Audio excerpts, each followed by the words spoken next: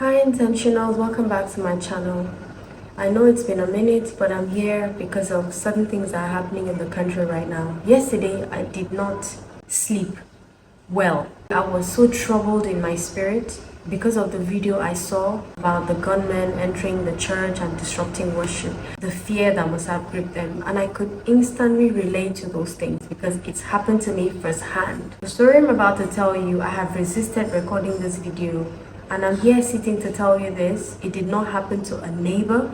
It happened to the girl you're watching right now. It happened to me. And I want to tell you the story. So it was in 2011. I can never forget. We were heading to the market, Central Market in Kaduna. So I used to sell bedsheets. And what happens is I would travel to Kaduna, stay for a week, max 2 weeks. And I would stay there, buy bedsheets, sew them, make duvets in tons, and I would take them back to Jos. I would buy these bed sheets and supply them to two supermarkets as at then. I'll sell the remaining. As we were going, there was an unrest in my spirit. There was this rattling. I couldn't explain the feelings, but there was just an uneasy feeling within me.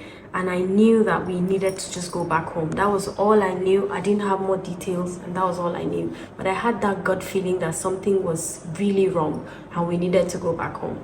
So my friend who was in front of me and my bike was behind tried to flag them down, tried to tell my bike man to horn them down, but they weren't listening. I rang her, but there was no answer. And so I told our bike man to overtake them.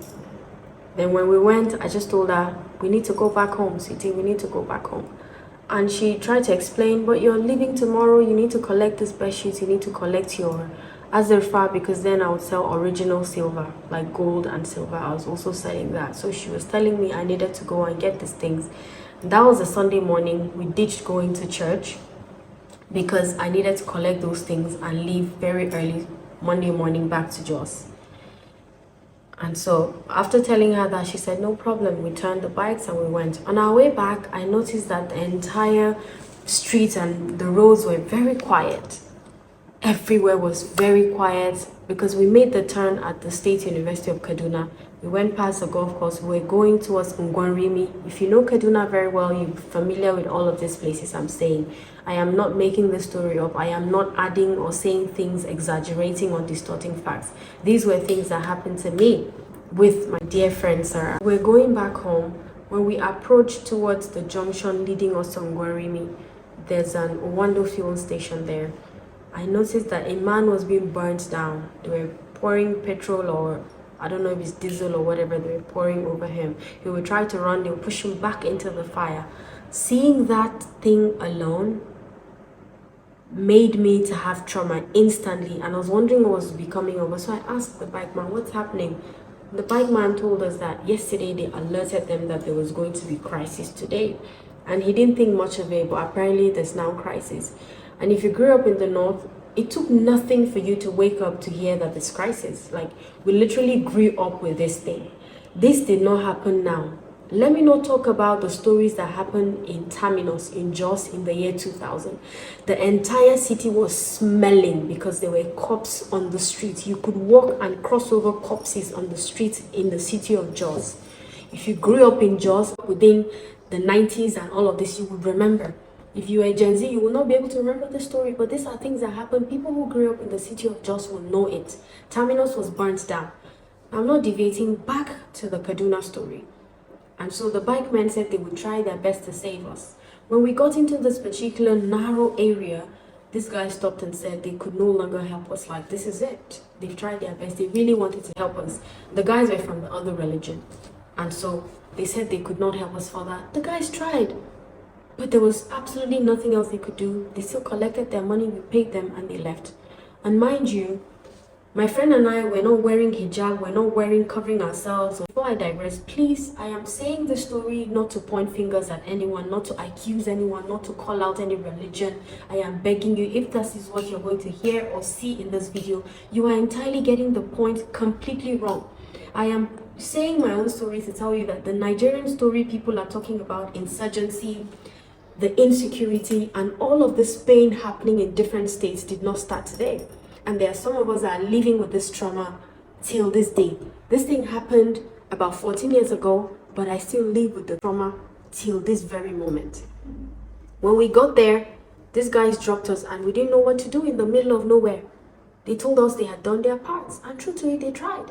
We're just walking and this herd of guys were matching these young boys with their machetes, with their knives, sharp objects, with their weapons of destructions, ready to unalive anybody and ready to unalive us, me and my friend.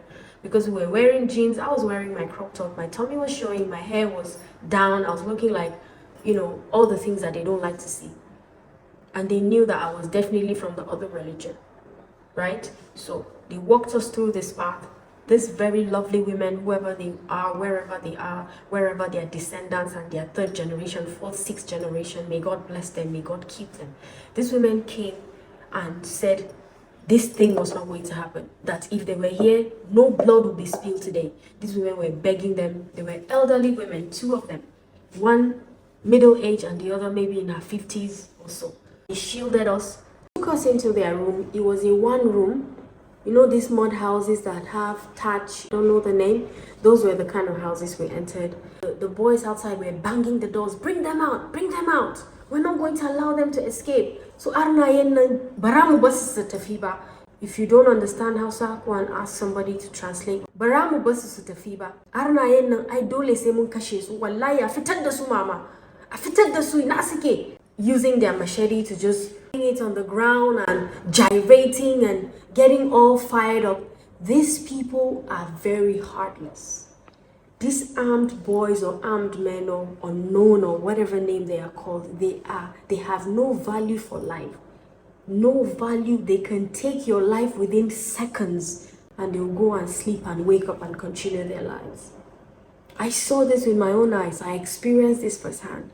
Right there, we were contemplating. I told my friend maybe we should say our last prayers because we were gripped with fear. Right there in the room, the woman gave us hijab, and hijab is a clothing that covers your entire body. It has like, go and browse it, hijab. They gave us the hijab to wear, and I just didn't feel like wearing the hijab. My friend was telling me, sweetie, just wait, just wait. I just didn't want to wear.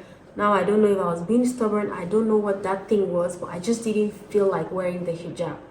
And at that point, I was just saying my last prayers because I knew that my life was just over right there. There was no help for me. I didn't have my mother there. I didn't have my father. My brothers were not there. I didn't have anybody but my friend. And two of us were helpless in their hands. So whatever they did with us, that was going to be it. And right there, the women knelt down and said, if anything happens, they will go in, come back. All these things were happening. They had surrounded that entire neighborhood.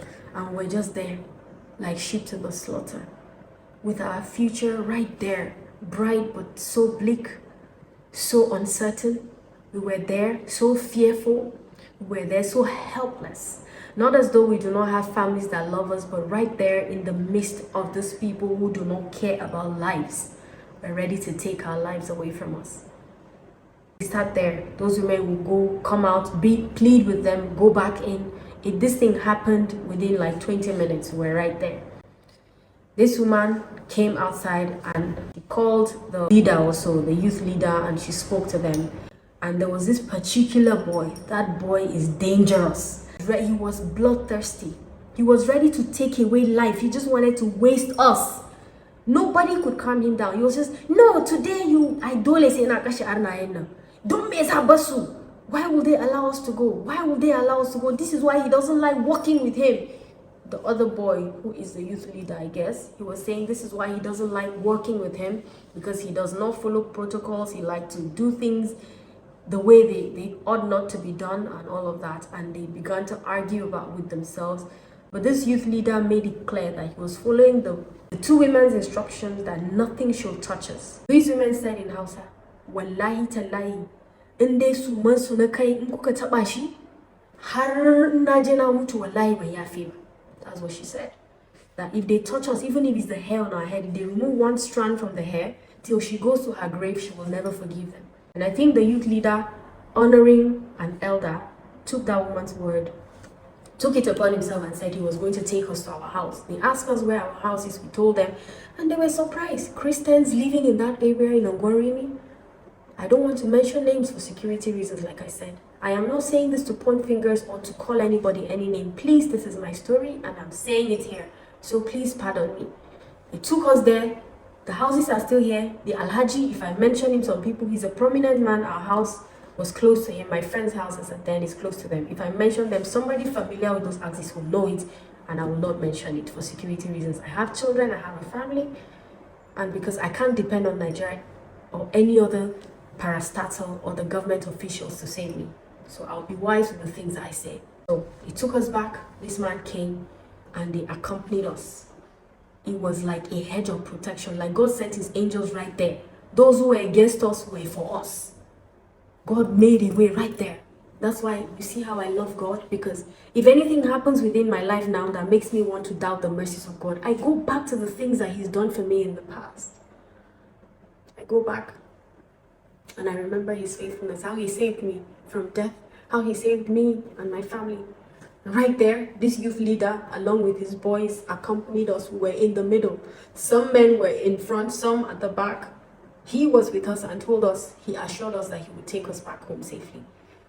He took us right to our gate. We trekked maybe for about, I don't know if this thing took about 30 minutes. I don't remember now, and I don't want to say what is not true, because this happened 14 years ago. I don't remember the exact time, but I know that they took us back to our gate. We entered the gate and they told us never to come out again. They said, Kushiga chiki, fita. That's what the youth leader told us, and we thanked him, entered the house, and he left us our phones, our money. They didn't take anything from us. We entered inside. Immediately we got inside. My friend's mom, about an hour, she came back home. Crisis had erupted in the whole of Kaduna. And 1 hour later, the soldiers accompanied every member with their cars back to their homes. And this thing happened the next evening, I think about 4 p.m. or so. The governor of Kaduna State, as at then, I don't want to call his name, declared a 24-hour curfew. Nobody would come out, with zero movement.